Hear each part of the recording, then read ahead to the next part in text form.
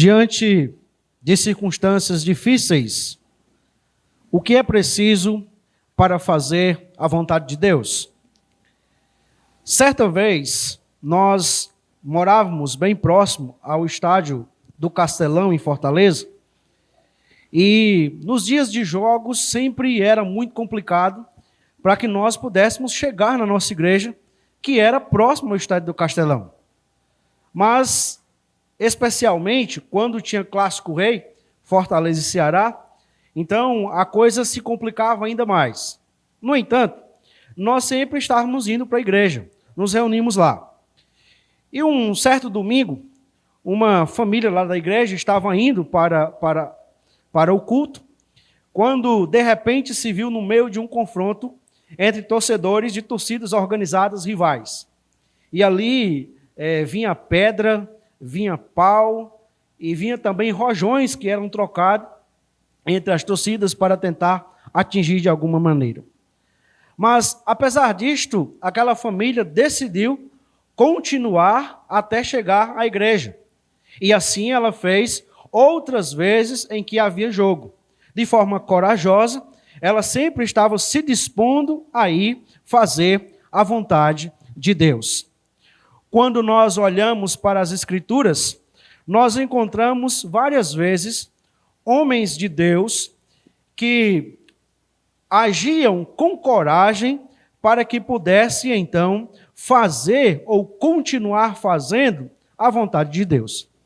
Nós podemos citar vários exemplos do Antigo Testamento, mas eu gostaria de me concentrar nesta noite naquele que é o supremo exemplo das nossas vidas, que é o Senhor Jesus Cristo. E à luz do exemplo de Cristo, quero considerar que diante das circunstâncias difíceis é preciso coragem para fazer a vontade de Deus. E quero considerar esta verdade à luz do Evangelho segundo João, no capítulo 18, e os versos de 1 a 27. Evangelho segundo João, capítulo 18, verso de 1 a 27. Aqueles que forem encontrando, fiquem de pé fiquem de pé para nós fazermos esta leitura. De fato, quando eu comecei a expor o livro de João, a minha ideia era que hoje a gente estivesse na Páscoa, certo? No Evangelho de João. Mas houveram algumas mudanças no trajeto, né? E nós ainda não chegamos lá, mas nós vamos chegar também, certo? Evangelho de João, capítulo 18, verso 1. Depois de dizer isso, Jesus saiu juntamente com os seus discípulos para o outro lado do ribeiro de Cedron, onde havia um jardim. E aí entrou com eles. Judas, o traidor, também conhecia aquele lugar, porque Jesus muitas vezes havia se reunido ali com os seus discípulos. Tendo, pois, Judas recebido a escolta e alguns guardas da parte dos principais sacerdotes e fariseus, chegou a este lugar com lanternas, tochas e armas. Então, Jesus, sabendo de tudo o que ia acontecer com ele, adiantou-se e perguntou-lhes: a quem vocês estão procurando? Eles responderam: a Jesus, o Nazareno. Então, Jesus lhes disse: sou eu. Ora, Judas, o traidor, também estava com eles. Quando Jesus lhes disse: sou eu, recuaram e caíram por terra. Jesus de novo lhes perguntou: a quem vocês estão procurando? Responderam: a Jesus, o Nazareno. Então Jesus disse: já lhes falei que sou eu. Se é a mim que vocês estão procurando, deixem que estes vão embora. Ele disse isso para se cumprir a palavra que tinha dito anteriormente: não perdi nenhum dos que me deste. Então Simão Pedro puxou da espada que trazia e feriu o servo do sumo sacerdote, cortando-lhe a orelha direita. E o nome do servo era Malco. Mas Jesus disse a Pedro: guarda a espada na bainha. Por acaso não beberei o cálice que o meu pai me deu? Assim, a escolta, o comandante e os guardas dos judeus prenderam Jesus e o amarraram. Então o levaram primeiramente a Anás, sogro de Caifás, sumo sacerdote naquele ano. Ora, Caifás era quem havia declarado aos judeus ser conveniente morrer um homem pelo povo. Simão Pedro e outro discípulo seguiam Jesus. Este discípulo era conhecido do sumo sacerdote e por isso conseguiu entrar no pátio da casa deste com Jesus. Pedro, porém, ficou de fora, junto à porta. O outro discípulo, que era conhecido do sumo sacerdote, saiu, falou com o encarregado da porta e levou Pedro para dentro. Então a empregada, encarregada da porta, perguntou a Pedro: você também não é um discípulo desse homem? Ele respondeu: não, não sou. Os servos e os guardas estavam ali, tendo acendido uma fogueira por causa do frio, e se aqueciam. Pedro estava no meio deles, aquecendo-se também. Então o sumo sacerdote interrogou Jesus a respeito dos seus discípulos e da sua doutrina. Jesus lhe respondeu: eu tenho falado francamente ao mundo. Sempre ensinei, tanto nas sinagogas como no templo, onde todos os judeus se reúnem, e não disse nada em segredo. Por que o Senhor está perguntando para mim? Pergunte aos que ouviram o que lhes falei. Eles sabem muito bem o que eu disse. Quando Jesus disse isto, um dos guardas que estavam ali deu-lhe uma bofetada, dizendo: é assim que você fala com o sumo sacerdote? Jesus lhe respondeu: se falei mal, dê testemunho do mal. Mas se falei bem, por que você está me batendo? Então Anás o enviou amarrado à presença de Caifás, o sumo sacerdote. Simão Pedro estava em pé, aquecendo-se. Então lhe perguntaram: você também não é um dos discípulos dele? Ele negou e disse: não, não sou. Um dos servos do sumo sacerdote, parente daquele a quem Pedro tinha decepado a orelha, perguntou: não é verdade que eu vi você no jardim com ele? De novo Pedro negou. E no mesmo instante, o galo cantou. Senhor, nós pedimos que a tua graça nos ajude nesta noite na meditação da tua palavra. Sem o Senhor, nada nós podemos fazer. E precisamos do teu auxílio. Ó Deus Espírito Santo, nós pedimos que o Senhor, de forma sobrenatural, se faça presente no nosso meio, no nosso coração nesta noite. E que dos céus o Senhor repreenda toda a ação do maligno que intenta contra a semeadura da tua palavra. Nós oramos em nome de Jesus. Amém. Podeis sentar, meus irmãos.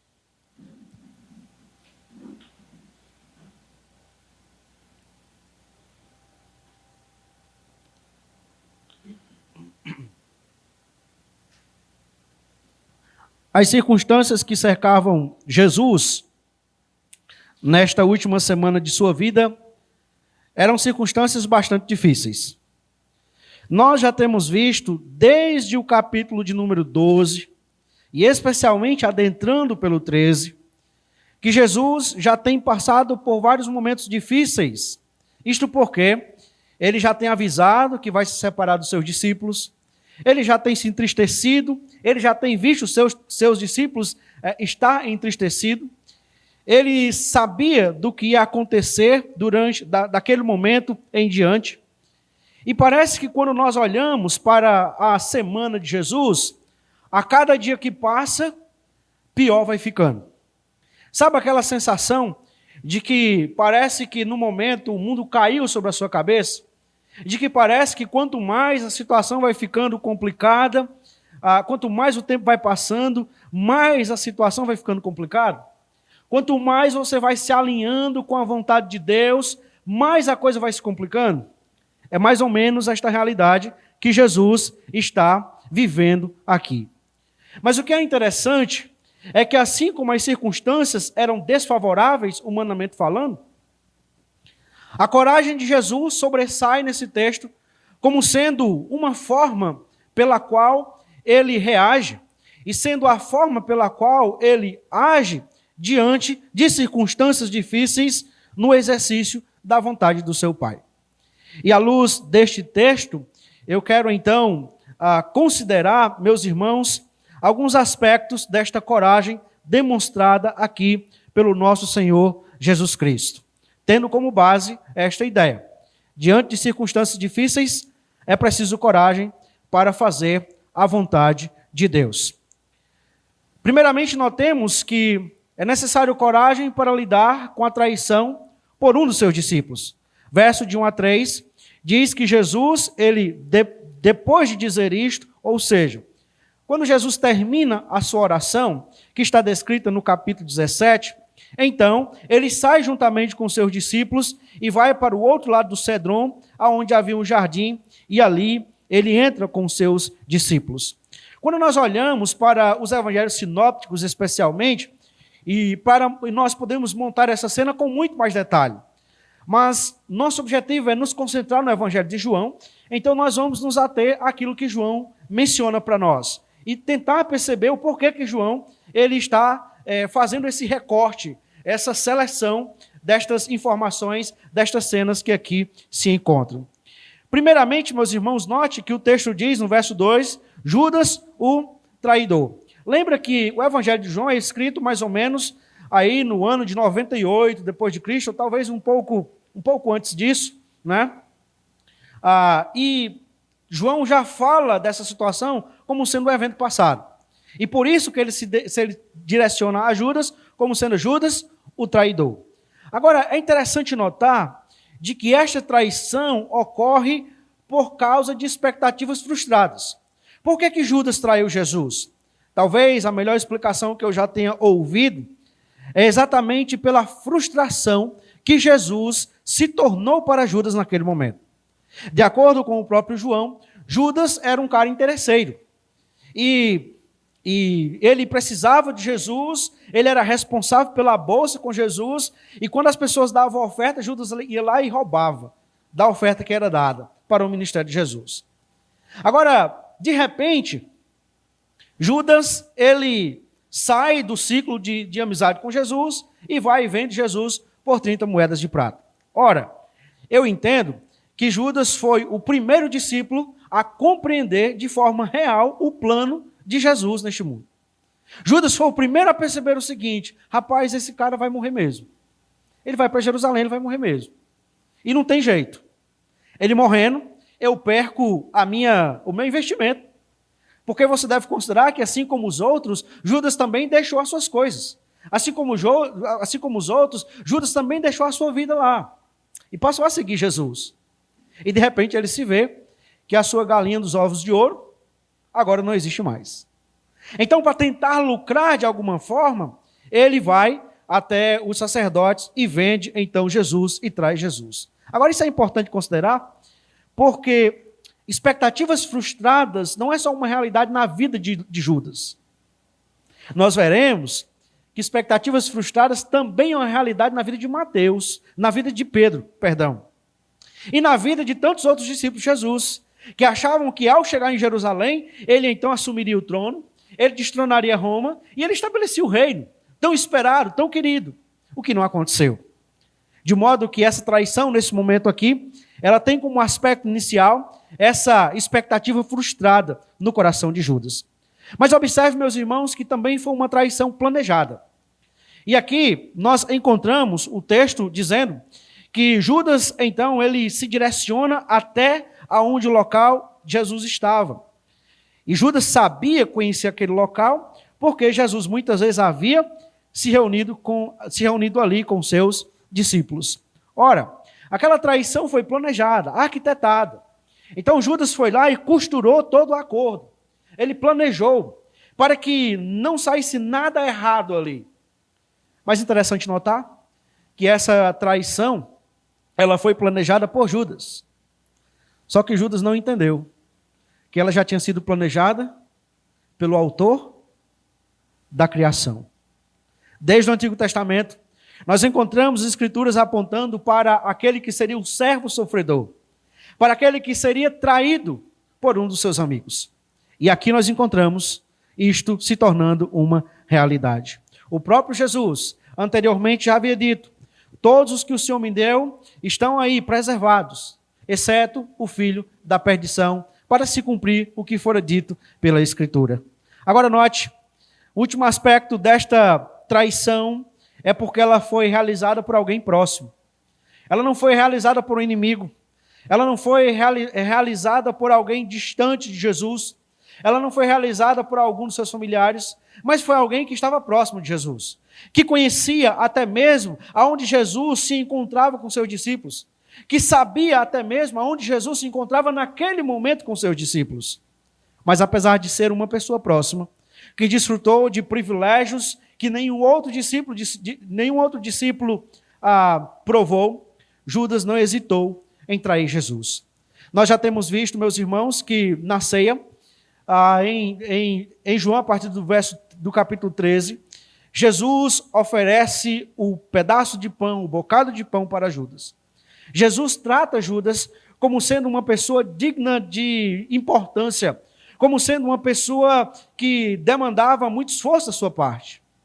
Mas apesar disto, Judas não hesitou, e apesar de sua proximidade com Jesus, apesar da confiança que ele desfrutava dos discípulos de Jesus, ele foi lá e traiu Jesus, sem pensar duas vezes. E assim, nós encontramos Jesus com esta coragem. A coragem aqui, meus irmãos, se dá exatamente, fica mais claro, quando nós continuamos o texto, exatamente no verso 4. Se primeiramente nós vimos que é necessário coragem para lidar com a traição por um de seus discípulos, observaremos agora que é necessário coragem para cumprir inteiramente a vontade de Deus. Verso 4, então Jesus, sabendo de tudo o que ia acontecer com ele, adiantou-se e perguntou-lhes, a quem vocês estão procurando? Note bem, nós temos aqui um homem que está no jardim, ainda escuro, isso deveria ser já, talvez, depois da meia-noite, e chega um grupo, uma turva de soldados, né, juntamente com Judas, para prendê-lo. E quando ele vê que está se chegando, e entendendo qual é a vontade de Deus para o momento, o que é que Jesus faz?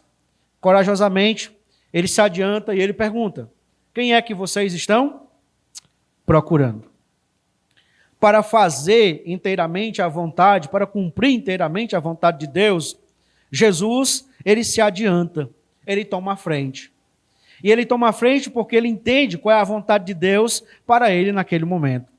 E o texto, então, diz que eles responderam a Jesus, o Nazareno. Então Jesus lhes disse, sou eu. Ora, Judas, o traidor, também estava com eles. Note novamente a menção de que Judas estava ali. Quando Jesus lhes disse, sou eu, recuaram e caíram por terra. E Jesus pergunta de novo, a quem vocês estão procurando? Eles responderam a Jesus Nazareno. Eu já disse, eu já falei, sou eu. Na realização inteiramente da vontade de Deus, além de se adiantar, Jesus demonstra mais uma vez o seu poder. O texto diz que quando Jesus disse, sou eu, eles recuaram, e diz o texto então que eles caíram por terra. É interessante porque aqui nós temos soldados romanos, mas nós temos também soldados que são do Sinédrio. E quando Jesus diz sou eu, Jesus está se referindo novamente àquele termo que João utiliza por 7 vezes, que é a expressão eu sou. De modo que quando Jesus diz isso, eles se assombraram. Talvez pensaram que porque Jesus se adiantara, e Jesus então já se identifica como sendo aquele a quem eles procuram, ele estivesse arquitetando ali alguma reação do tipo. Mas Jesus não reage. Ele apenas, mais uma vez, no exercício da vontade de Deus, ele demonstra mais uma vez o seu grandioso poder. A tal ponto de que os seus inimigos, com medo dele, têm medo dele. Porque lembre-se que esses soldados, eles sabiam do que Jesus fazia. Eles sabiam dos milagres. Eles tinham conhecimento. De modo que eles estão um pouco assombrados, com medo da reação de Jesus diante da sua prisão. Mas observe, meus irmãos, o texto continua. E diz o texto que no verso número 8, ele disse a mim que vocês estão procurando, deixem que estes vão embora. Ele disse isso para se cumprir a palavra que tinha dito anteriormente. Não perdi nenhum dos que me deste. Então Simão Pedro puxou da espada que trazia e feriu o servo do sumo sacerdote, cortando-lhe a orelha direita. E o nome do servo era Malco. Mas Jesus disse a Pedro: guarde a espada na bainha. Por acaso não beberei o cálice que o meu pai me deu? Ora, os irmãos devem lembrar que Jesus, ele já tem se adiantado, já tem demonstrado o seu poder, mas agora, para realizar inteiramente a vontade do Pai, Jesus recusa ser defendido. Se nós olhamos para os evangelhos sinópticos, Jesus então chama os seus discípulos para orar. Ele vai e encontra lá Pedro dormindo. E então, de repente, chega a turva que nós vamos ver já. Os sacerdotes, os soldados chegam ali para prender Jesus. E então, parece que quando eles chegam para pegar Jesus, Pedro está meio atordoado. Ele vai acordando ali. E ele então, talvez mirasse a cabeça de Malco, né? Para cortar mesmo. Mas não sabemos se pelo sono ou se pela agilidade de Malco, ele desviou, fez algum movimento lá que cortou só a orelha dele. E Jesus então diz: Pedro, guarda a tua espada, porque eu vou cumprir inteiramente a vontade do Pai. Ora, meus irmãos, é interessante. Alguns anos atrás eu já preguei aqui sobre Pedro. Talvez eu acredito que Pedro seja o discípulo com o qual nós mais nos parecemos. Mas é interessante, meus irmãos, que Pedro, por 2 vezes, ele se antepõe, ele se coloca em oposição ao cumprimento inteiramente da vontade de Deus. O primeiro foi quando Jesus disse: eu vou para Jerusalém, ali eu vou ser pego pelas autoridades, vou ser preso e vou morrer. E Pedro diz: não, Senhor, o Senhor não vai fazer isso não, jamais vai fazer isso. E Jesus então diz para Pedro: arreda-te de mim, Satanás, porque tu não cogitas as coisas de Deus e sim as dos homens. Não é que Pedro ali estivesse cheio de Satanás, possuído por Satanás. Mas o que Pedro estava fazendo era tentar impedir que o plano de Deus fosse concretizado, que era de Jesus chegar ao Calvário. Aqui, mais uma vez, Pedro novamente toma a mesma atitude. E mais uma vez, nós podemos compreender o porquê que posteriormente você tem uma frustração tão grande com Jesus por parte dos discípulos. Porque você imagina, você está querendo defender o cara, mas ele não quer ser defendido. E ele ainda te repreende publicamente por isso. Mas ele faz isso, meus irmãos, porque Jesus entendeu que era necessário coragem para cumprir inteiramente a vontade de Deus. Além disto, é necessário coragem também para lidar com a injustiça no exercício da vontade de Deus. Verso 12. Assim, a escolta, o comandante e os guardas dos judeus prenderam Jesus e o amarraram. Então, nós temos aqui, meus irmãos, esse aspecto da injustiça ficando presente aqui. E essa injustiça pode ser percebida, primeiramente, na desproporcionalidade da força utilizada. O texto diz que ali havia uma escolta. O texto diz que ali eles prenderam e amarraram Jesus. O verso número 3 diz que há escolta, alguns guardas da parte dos principais sacerdotes e fariseus. Chegaram ali com lanternas, tochas e armas. Então você tem aqui, de acordo com os estudiosos, pelo menos com muita facilidade, você tem um número aqui de uns 100 soldados. Então você tem 100 soldados, para prender 100 soldados armados até os dentes, para prender um cara desarmado, e ainda empregam uma força bruta, a tal ponto de ser preciso amarrar, de ser preciso prender, para poder conduzi-la. Ora, isso, meus irmãos, é fruto da injustiça que está acontecendo ali. Essa injustiça também pode ser percebido no tratamento covarde que eles oferecem a Jesus. Primeiro, o texto diz aí, no verso que no verso número 12, né? Que você tem uma grande escolta contra um homem só. E mais, quando nós chegamos no verso número 22,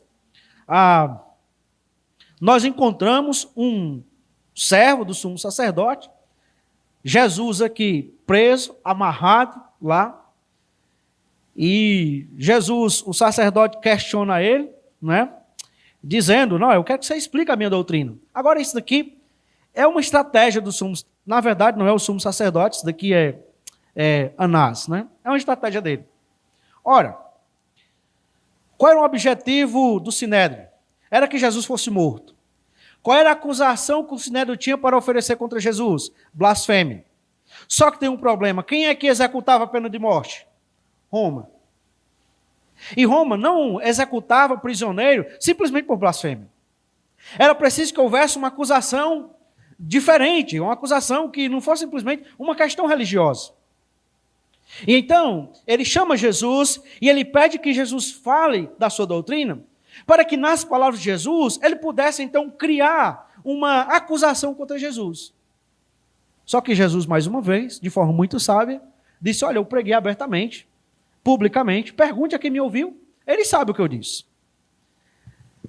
Talvez para tapear a vergonha que Anás está passando aqui agora, e o imbróglio que ele se envolveu aqui, o soldado então dá uma bofetada no rosto de Jesus, né?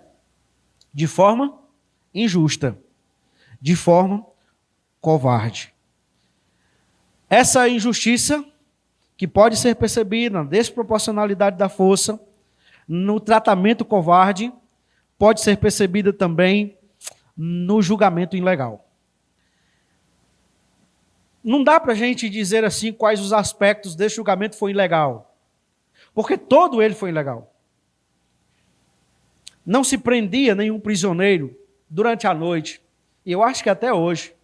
Até quando a polícia vai prender o cara, ela chega no início do dia, cedo de manhã, mas ela não chega, né, na madrugada. Mas aqui os caras vão lá, né, na madrugada, pegam Jesus, e aí começa, meus irmãos, ilegalidade começa aí, e aí começa uma série de ilegalidades que acontecem nesse tribunal, nesse julgamento. Primeiramente, veja o verso de número 13. Então levaram primeiramente Anás, sogro de Caifás, sumo sacerdote naquele ano. Ora, Caifás era quem havia declarado aos judeus ser conveniente morrer um homem pelo povo. Então nós temos aqui um problema seríssimo. Os fariseus, eles surgiram ali no período intertestamentário, 400 anos de silêncio profético. Surgiram como um grupo que estava zelando pela santidade, o que de fato era. Mas com o passar do tempo, os fariseus, eles foram se corrompendo. A esse ponto aqui, os fariseus e boa parte do Sinédrio, eles viviam envolvidos em grande corrupção, a tal ponto de que você poderia comprar a sua posição de membro do Sinédrio, você poderia comprar a sua posição de sacerdote, desde que você tenha dinheiro. E essa corrupção, ela tomou, talvez essa seja uma das principais razões pelas quais eles executam esse plano de acabar com Jesus, com a vida de Jesus. Porque, veja bem, o Sinédrio, em vez de ser uma instituição religiosa, ela estava sendo uma instituição financeira. Então, quem dominava o Sinédrio, dominava, então, todas as finanças que entravam ali. Ofertas de todos os jeitos vinham ali, passavam pelo sacerdote. E o que é que esses sacerdotes corruptos faziam? Eles desviavam, então, as ofertas para o Senhor.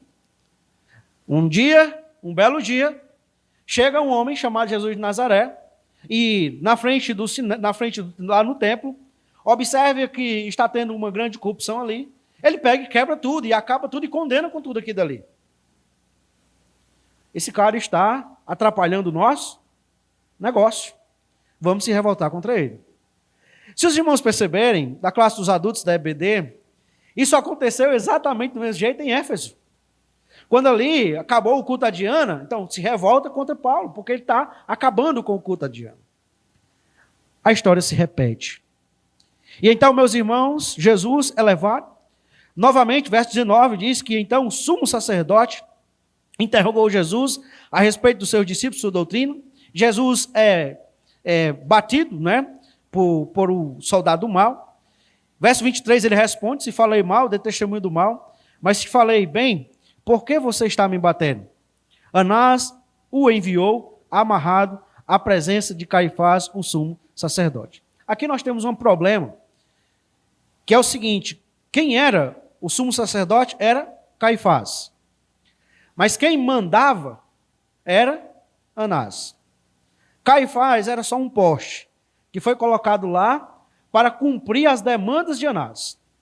A esse ponto aqui, Anás já tinha colocado um sumo sacerdote, uma pessoa da sua família, e agora ele coloca como sumo sacerdote Caifás, que era também da sua família, para que tudo ficasse em casa e para que todos os recursos, todo o desvio, toda a corrupção ficasse ali e eles enriquecessem ainda mais.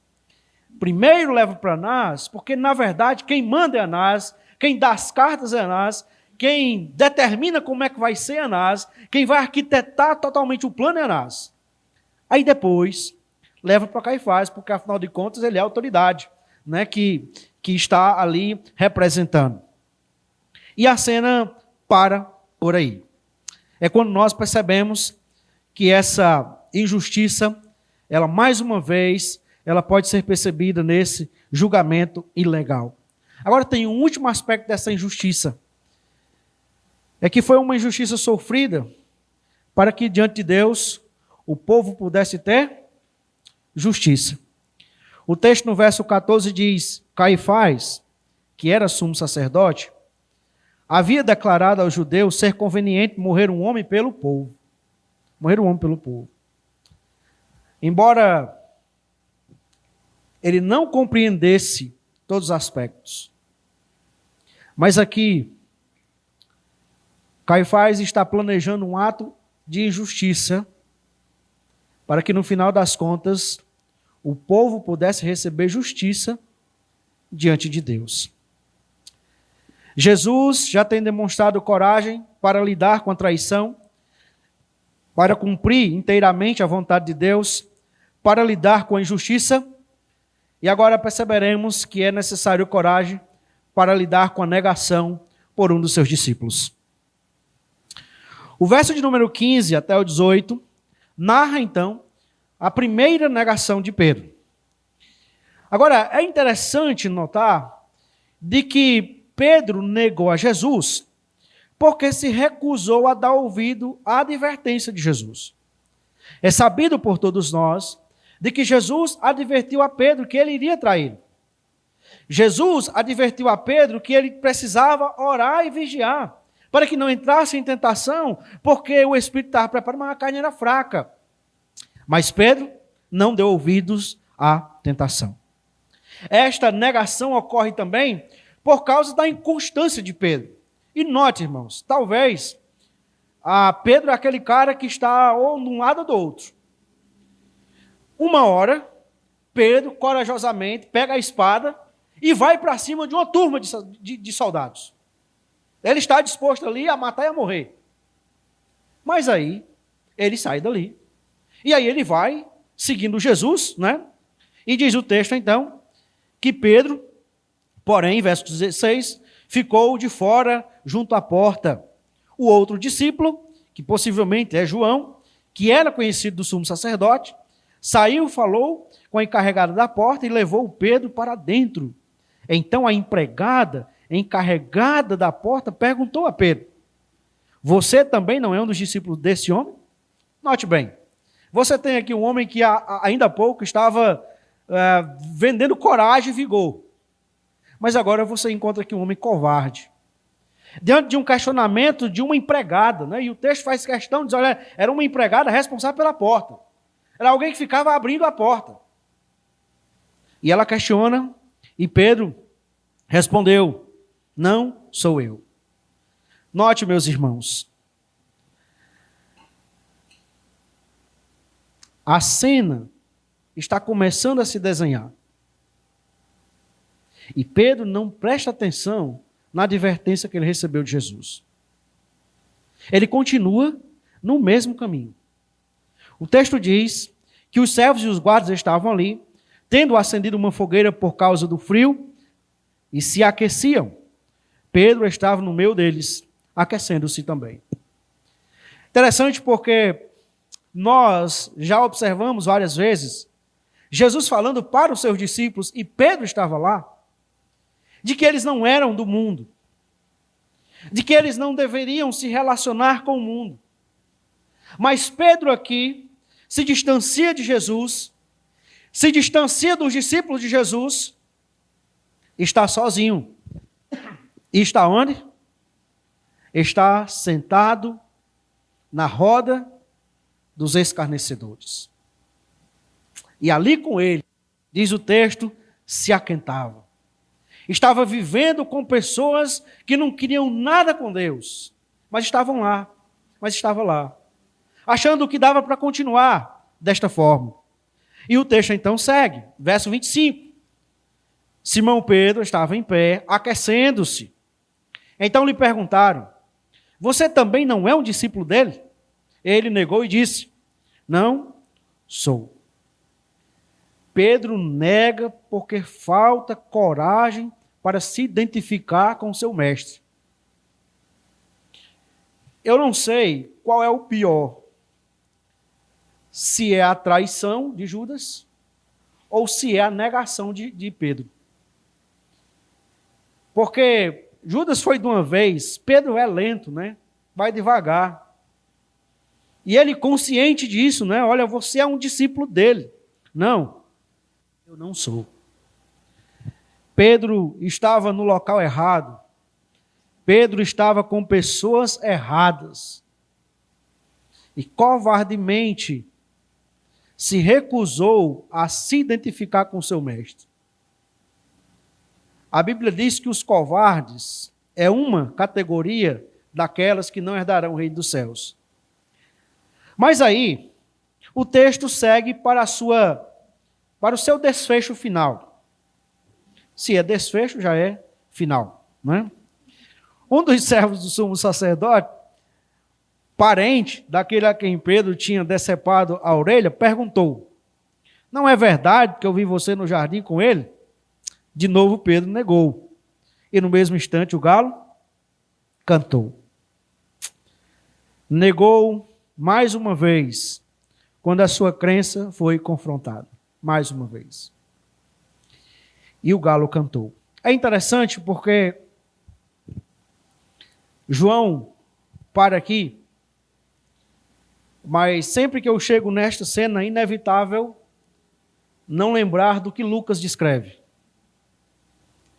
Lucas descreve que quando o galo cantou, Jesus estava numa sala, talvez como essa, tinha uma janela. E quando o galo cantou, no meio que Jesus estava sendo julgado, talvez batido ali, em algum momento Jesus levanta a cabeça e ele olha, e o seu olhar encontra o olhar de Pedro. E Lucas diz que Pedro saiu dali e chorou amargamente. Mas ele chorou desesperadamente. Ele chorou e ali a ficha de Pedro cai. Eu fui advertido. Eu sabia que isso ia acontecer. Meu mestre me falou, mas eu não dei atenção.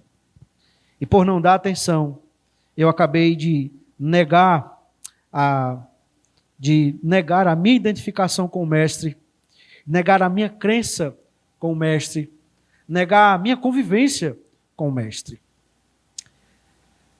Mas o que João chama a atenção é para a intrepidez de Jesus diante dessa situação. Jesus se mantém firme, corajosamente, mesmo diante de circunstâncias difíceis. E você pode pensar, mas Jesus é Deus. É, Jesus é Deus homem. Jesus sentia fome. Jesus cansava. Jesus chorava. Jesus se angustiava. E as circunstâncias aqui estão sendo difíceis para Jesus. Não por causa desse momento aqui somente, mas por causa do ápice da sua angústia, que será o Calvário. Diante das circunstâncias difíceis, é preciso coragem para fazer a vontade de Jesus. Eu quero concluir esta mensagem fazendo algumas aplicações para nós. Primeira delas, somos fortalecidos quando investimos tempo na oração. Irmãos, isso é maravilhoso. O texto diz, nos evangelhos sinópticos, que Jesus então ora em extrema angústia e na sua oração, no final da sua oração, vem um anjo do céu, ele conforta. Então diz o texto que Jesus se levantou e vai ao encontro daquele grupo de soldados. Eu quero chamar sua atenção para esse aspecto que todos os evangelistas demonstram. O fato dessas circunstâncias difíceis e se tornando mais difíceis ser antecedidas por um momento de oração, por um momento de muita oração. E meus irmãos, algumas circunstâncias da nossa vida, nós só poderemos superá-las no exercício da vontade de Deus se nós dedicarmos tempo à oração. Algumas vezes nós achamos que fazer a vontade de Deus é uma coisa boa, e de fato é. E nós achamos que quando nós formos fazer a vontade de Deus, tudo vai convergir para que aquilo dali aconteça. Já que nós estamos fazendo a vontade de Deus, nós não vamos ter dificuldade nenhuma. Já que nós estamos fazendo a vontade de Deus, nós não vamos ter conflito nenhum. Já que nós estamos fazendo a vontade de Deus, nenhuma circunstância difícil vai nos cercar. Só que nós aprendemos com Jesus de que não é bem assim que a coisa funciona. Jesus manda os seus discípulos saírem da margem do rio e ir para o outro. Seus discípulos obedecem fielmente o que Jesus está dizendo. E desde as 9 horas da noite até as 3 horas da manhã, são sacudidos por uma tempestade que quase o barco vai a pique. Jesus, dando o seu próprio exemplo, agora está fazendo a vontade do Pai. E lida com circunstâncias extremamente difíceis. Mas o que é que nos fortalece para superar as circunstâncias difíceis na nossa vida? A oração. Mas sabe o que é que Satanás diz? Satanás diz que nós não precisamos orar, não. De que não adianta orar, não. Porque nós oramos, nós não dedicamos, olha, a coisa só complica mais. Nós então nos consagramos a Deus e a coisa só complica mais. Para que adianta? Para que eu vou estar orando se parece que Deus não me escuta? Ora, a oração talvez esteja sendo feita da maneira errada. Talvez você esteja pedindo força. Aliás, talvez você esteja pedindo para que Deus acabe com as circunstâncias difíceis da sua vida. Mas talvez no plano de Deus Ele queira que nós passemos por aquelas circunstâncias difíceis. De modo que a nossa oração deve ser para que Deus nos fortaleça, para nós superarmos aquelas circunstâncias difíceis. Porque algumas vezes, mesmo no exercício da vontade de Deus, nós não teremos vida fácil. Uma segunda aplicação, o que nos faz ter coragem para seguir realizando a vontade de Deus, mesmo em circunstâncias angustiosas, é conhecer a vontade / plano de Deus. Chama minha atenção o que João diz no verso 4. Então Jesus, sabendo de tudo o que ia acontecer com ele, se adiantou. O que é que nos faz ter coragem para seguir realizando a vontade de Deus? Quando as circunstâncias angustiosas nos encontram, é nós conhecermos o plano de Deus. Você sabe por que Jesus, ele se entrega? Você sabe por que Jesus tem coragem, sabendo do que vai acontecer? É porque ele conhecia o plano de Deus. Ele sabia que no plano de Deus estava a sua morte, era verdade. Mas ele sabia que o plano de Deus contemplava também a sua ressurreição. De modo, meus irmãos, de que quando nós olhamos para a nossa vida E nós conseguimos compreender o plano de Deus, registrado nas Escrituras. E nós conseguimos perceber cada cena sendo concretizada, cada evento acontecendo. Nós podemos olhar para o futuro, mesmo diante da morte, e ainda enfrentar a morte, que é o nosso pior inimigo, corajosamente. Por saber que o plano de Deus para a minha vida não acaba ali, naquele túmulo, não acaba ali naquela urna. Por saber que o plano de Deus para a minha vida é maior do que essa vida aqui. Quando nós compreendemos o plano de Deus, nós enxergamos as circunstâncias da nossa vida, embora difíceis que sejam, mas nós enxergamos de forma diferente. Nós sofremos com ela. Nós lutamos com elas. Nós sentimos dores por causa dela. Mas nós seguimos. Porque nós sabemos que a vida não é só isso aqui.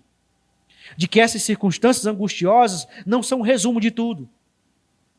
De que a nossa vida neste mundo não será um eterno pântano. De que nós não viveremos uma vida de sofrimento para sempre. É conhecendo o plano de Deus que nós enfrentaremos corajosamente as circunstâncias angustiosas em nossa vida. Uma terceira e penúltima aplicação. No exercício da vontade de Deus, algumas vezes lidaremos com traições e injustiças, mas apesar delas, precisamos continuar até cumprirmos a missão de Deus para nós. Cada um de nós aqui esta noite, todos nós, temos uma missão dada por Deus para nós, todos nós. E nesse caminho, irmãos, nem sempre vai ser um caminho tranquilo, nem sempre. Algumas vezes nós lidaremos com situações como Jesus, traições, injustiças, de que não é algo confortável para nós lidarmos. De que não é algo assim que nós podemos sair rindo e dizendo que bom que isso aconteceu conosco. Nós sofremos com isso. Mas, apesar disso, nós precisamos continuar até cumprirmos a missão de Deus para nós. O objetivo da nossa vida é fazer da missão de Deus para nós uma realidade, é cumpri-la. O que agradava Jesus era cumprir o plano do Pai. O que deve agradar a mim e a você é cumprir o plano do nosso Pai. Uma última aplicação. A negação começa quando decidimos seguir Jesus de longe. Permanecemos em lugares e com pessoas erradas. Nós somos advertidos, meus irmãos, várias vezes pelas Escrituras.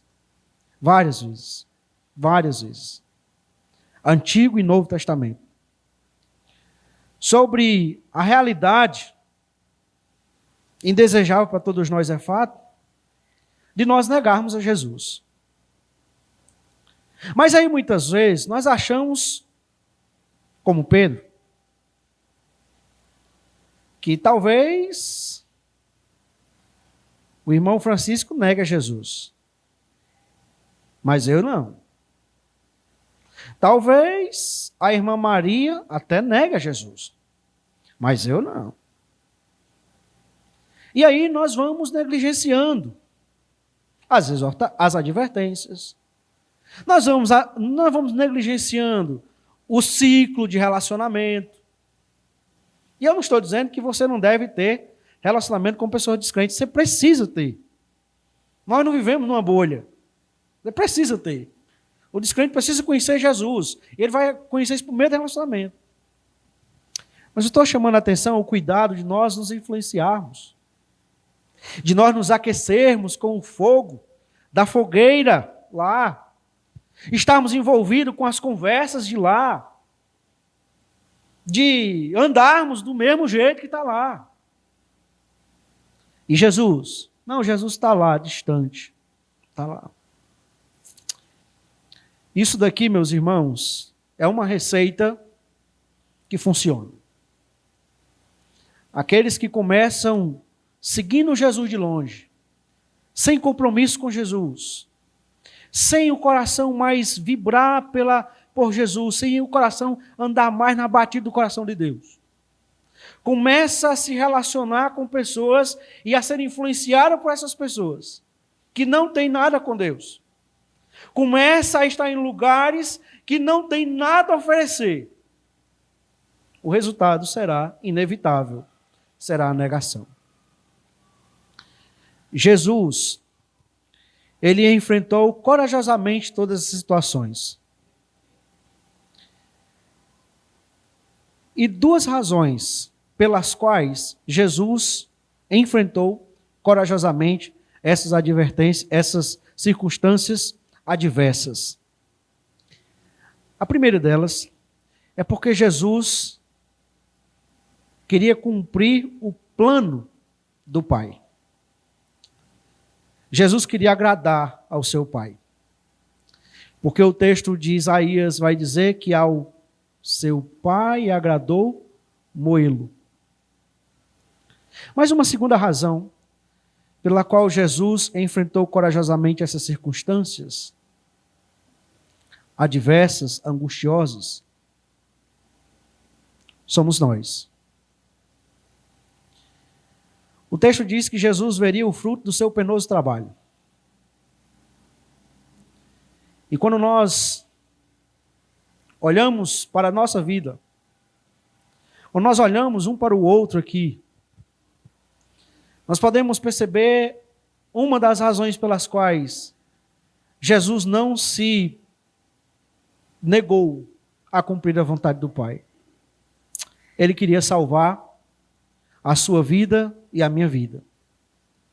E para isso, não importava se precisaria lidar com negação, não importava se precisaria lidar com injustiças, se mesmo fazendo a vontade do Pai, a coisa ficando mais complicada.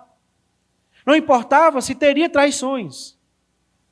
Importava que ele, com seu sangue, pudesse comprar pessoas de todo o povo, de toda língua e de toda nação.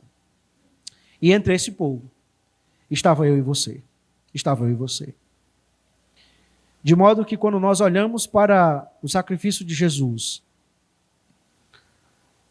o nosso coração deve ser constrangido a amar a Jesus. A amar a Jesus. Porque, como diz as Escrituras, Ele nos amou primeiro.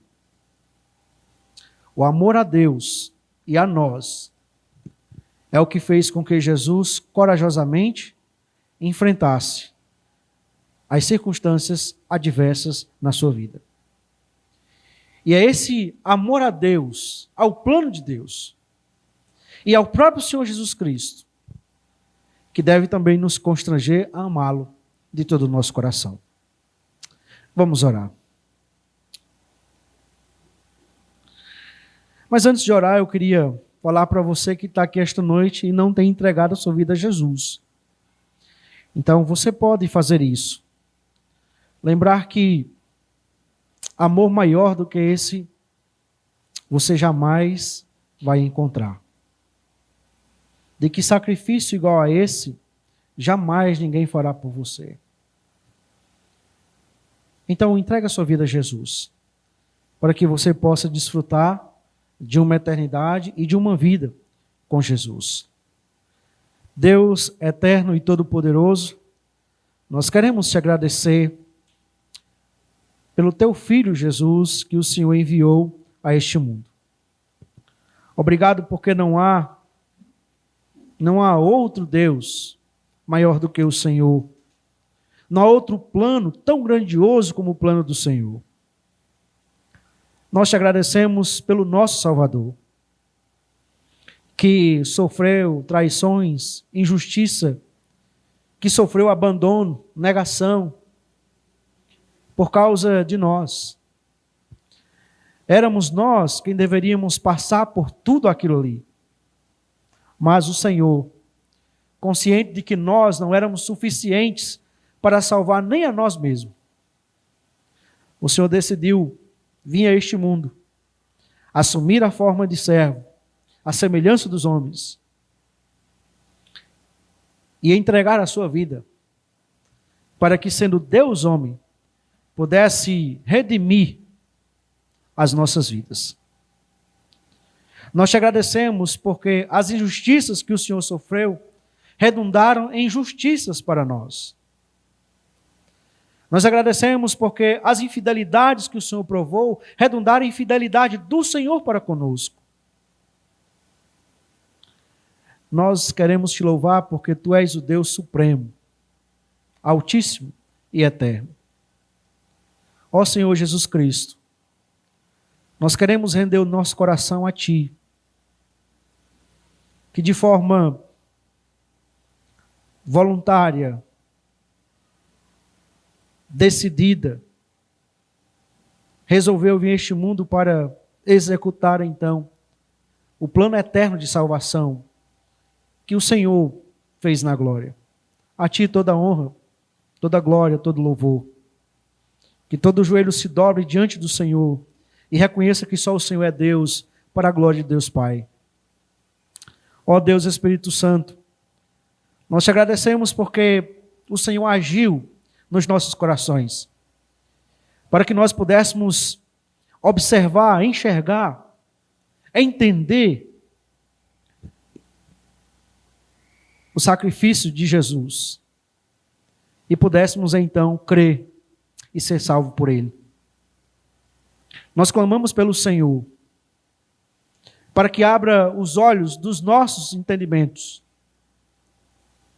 para que todos nesta noite possam entender o tamanho do sacrifício de Jesus e, constrangidos por tamanho sacrifício, serem levados aos pés de Cristo Jesus, rendendo-lhe a vida, rendendo-lhe o coração e confiando a sua vida em suas mãos.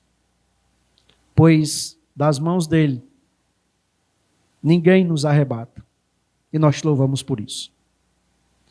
Nós suplicamos que a graça de nosso Senhor Jesus Cristo, suplicamos do amor que o Senhor, que é o Deus nosso Pai, e a comunhão do Senhor, que é o Espírito Santo, estejam conosco, e que o Senhor, por tua bondade, nos abençoe e nos guarde, que o Senhor volte o teu rosto de misericórdia para nós, e que o Senhor nos conceda a tua paz, até o dia em que o príncipe da paz voltará para nos buscar.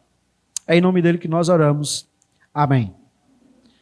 Após uma oração silenciosa e o pós-lúdio, está encerrado este culto. Uma boa noite, uma boa semana e que Deus vos abençoe.